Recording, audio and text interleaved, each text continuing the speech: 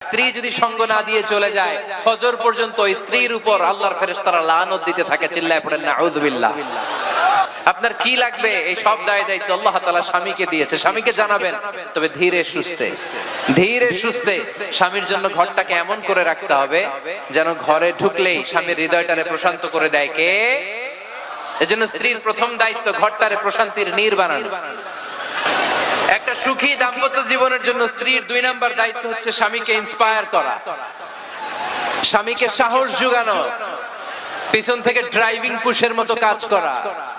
কারণ স্বামীকে যখন স্ত্রী সাহস যোগায় স্বামীর সাহস বেড়ে যায়, ঠিক কি না?